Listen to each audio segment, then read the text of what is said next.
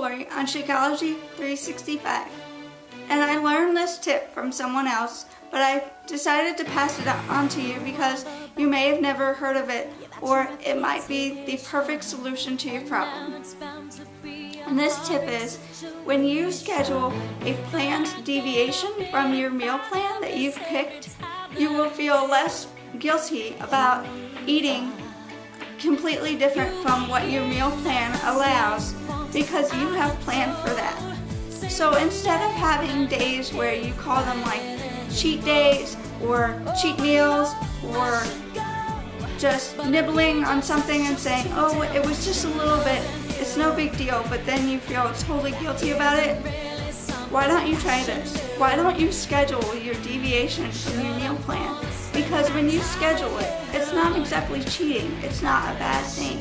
You planned for that, and you have said that this is okay with you, and that you're okay with eating off of your meal plan.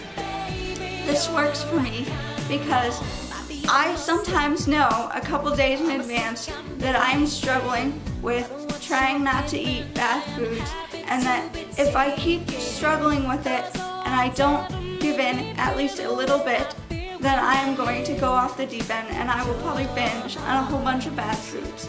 So if I feel those feelings coming on, then I usually say to my husband, okay, I need to eat something that's off of my meal plan. So how about on Friday, we make the plan to eat such and such meal that's off of my meal plan.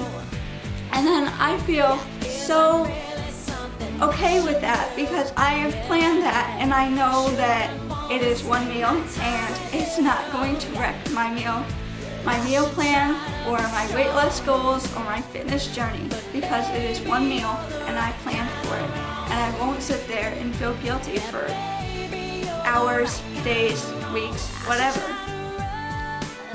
So next time, you may want to try this when you are struggling with your meal plan.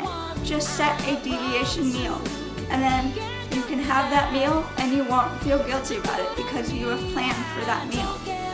But when I say deviation meal, that's exactly what I mean. One meal, not a deviation day. I mean one meal. Usually for most people, that meal is done within an hour of time. And the reason I give you an hour is because most people, when they think about deviation meals, they might choose a restaurant that they haven't been to in a long time. And when you go to a restaurant, that might actually take a complete hour for you to start your meal and finish it, because most often we eat slower and we talk more, what have you.